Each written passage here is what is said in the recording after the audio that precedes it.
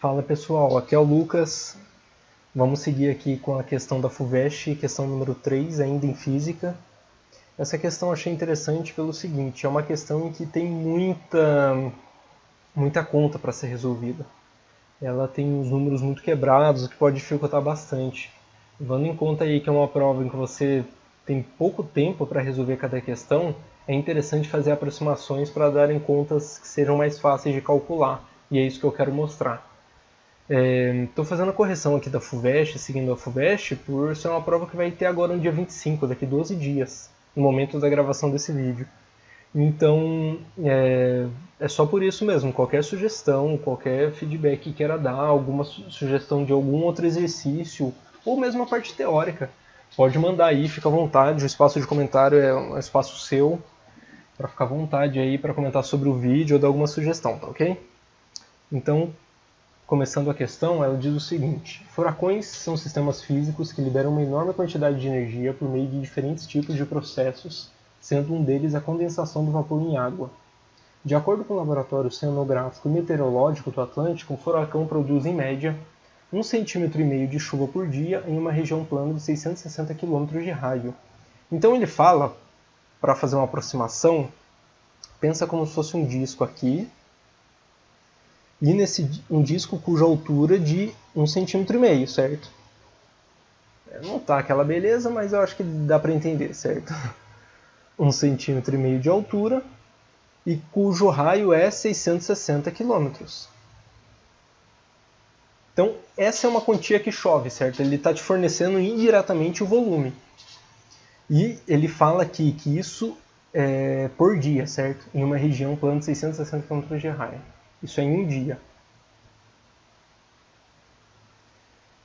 Nesse caso, a quantidade de energia por unidade de tempo envolvida no processo de condensação do vapor em água da chuva é aproximadamente... repara que aqui as questões dão... as respostas aqui, as alternativas são dadas em watts. Watts é unidade de potência. Se você não lembrasse como calcular a potência, não tem problema, o próprio exercício acaba dando, né? Que é a quantidade de energia por unidade de tempo. Então é Q sobre ΔT. O tempo, como eu coloquei aqui, um dia. É esse tempo a ser calculado.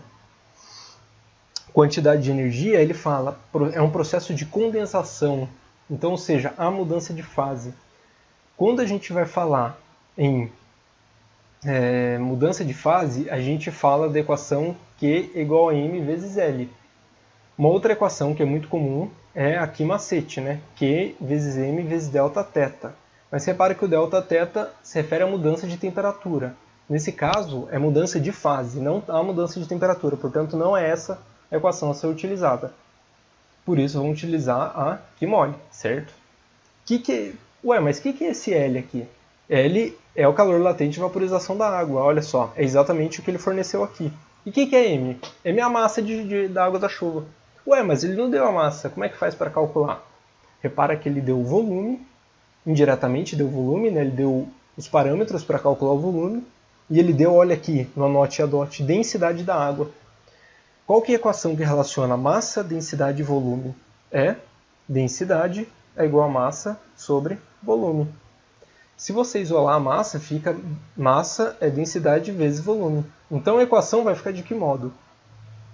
A massa passa a ser substituída por densidade vezes volume, vezes o L, que é o calor latente de vaporização, certo? Então tá. Como é que vai ficar aqui agora substituindo os números aqui? Uma coisa importante é deixar sempre no SI, para calcular em joules energia, e o tempo eu vou calcular em segundos. Inclusive ele deu aqui que um dia é isso aqui em segundos, então joule por segundo é exatamente a resposta em watts. Então a gente vai encontrar diretamente em watts, por isso deixar no sistema internacional. Densidade, ele dá como 10 ao cubo quilograma por metro cúbico. Quilograma é SI, sistema internacional, metro cúbico também é SI. Portanto, a densidade é 10 ao cubo mesmo, não precisa fazer conversão de unidade. Volume, o volume, vamos calcular aqui. Nesse caso, esse disco, né, vamos dizer, ele é um cilindro, né? Também um disco, um cilindro, que pode ser calculado de que modo? O volume é πr² vezes a altura, em que esse πr² é a área da superfície. Área de superfície vezes a altura, em que a área de superfície é πr². Então, π vezes r ao quadrado, r é o raio, 660 km. Como tem que deixar um SI, quilômetro não é SI. O SI é em metros, portanto, de quilômetro para metro, multiplicar por 1000. Então, 660 vezes 10 ao cubo, certo? Quilo é 10 ao cubo. Raio ao quadrado vezes altura. A altura é de 1,5 cm. Isso equivale em metros a 1,5 vezes 10 a menos 2. Converter centímetro para metro é multiplicar por menos 2. Vezes o calor latente de vaporização. Joule por quilograma. Joule é uma unidade do SI. Na verdade, ele vem de unidades do SI, que é Newton e metro. E que o Newton também vem de unidades do SI. Enfim, Joule é uma unidade do SI. Quilograma é uma unidade do SI, portanto, não precisa fazer conversão. Então, é 2 vezes 10 a sexta. Agora eu posso apagar aqui. Então, vai ficar do seguinte modo. Ele pediu aqui, o exercício pediu para substituir π por 3. Então, aqui fica 3. 2 vezes 1,5 dá 3. Vezes π, que é considerado 3, fica 3 vezes 3, que é 9. Conserva a base, somos os expoentes. Agora, nas bases 10, fica 10 ao cubo vezes 10 à sexta. 10 à nona. Vezes 10 a menos 2, 10 à sétima. Vezes, eu vou passar esse zero aqui para a base 10, então vai ficar 66 vezes 10 à quarta, isso ao quadrado, certo? Aqui está um ponto. Aqui já é interessante fazer uma aproximação. 66 ao quadrado não é um número muito rápido de calcular, portanto, vamos fazer uma aproximação. Vamos pensar que é 9 vezes 10 à sétima, vezes 70 vezes 10 à quarta, ao quadrado. 66 para 70 é muito pouco que altera. Tudo bem que não vai dar exatamente a resposta do exercício, mas o mais importante é acertar essa ordem de grandeza. E claro, acertar próximo desse número aqui. Mas já vai ficar bem próximo, vocês vão ver. Então, 70 vezes 10 à quarta é igual a 7 vezes 10 à quinta. Então, 9 vezes 10 à sétima vezes 7 vezes 10 à quinta. Isso ao quadrado. Então, o calor é 9 vezes 10 à sétima vezes 7 ao quadrado, 49. 10 à quinta ao quadrado é 10 à décima. Outra aproximação aqui que é interessante fazer. Aproximar 9 para 10 e 49 para 50.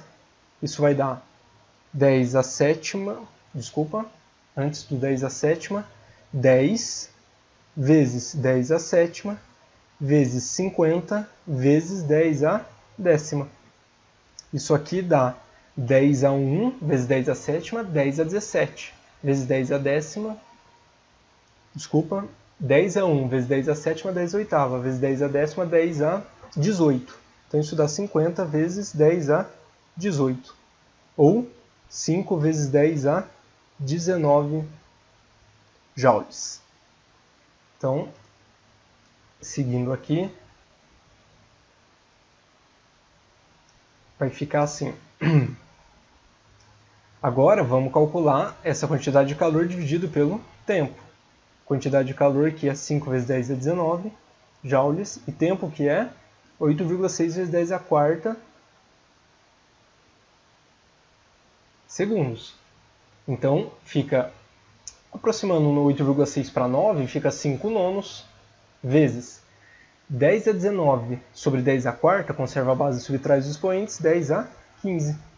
Então, isso aqui vai dar um número muito próximo de 5 sobre 9, é aproximadamente 5 sobre 10, né? Ou 0,5 vezes 10 a 15.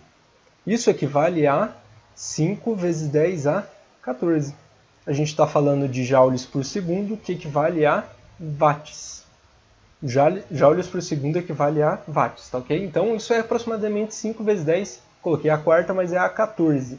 5 vezes 10 a 14 watts, que é muito próximo dessa resposta aqui, que é exatamente a resposta correta. Item B. Então, repara que aqui é muito importante não só saber fazer a questão, não só saber a teoria aqui e sair fazendo conta. É muito prudente também, de vez em quando, fazer aproximações, né? Desde que aproximações não muito exageradas, mas essas, como 66 para 70, 8,6 para 9, isso aí não vai dar grandes alterações. E aqui, como se trata de ordem de grandeza diferentes, podem ser interessantes, como foi o caso aqui. Deu uma resposta muito pouco de diferença, né? Então é isso, gente. Deixa um comentário, deixa aí seu gostei, se você gostou, né, do canal, do vídeo. Deixa seu comentário, qualquer sugestão aí vai ser muito bem-vinda, tá ok? Então é isso, até mais. Obrigado.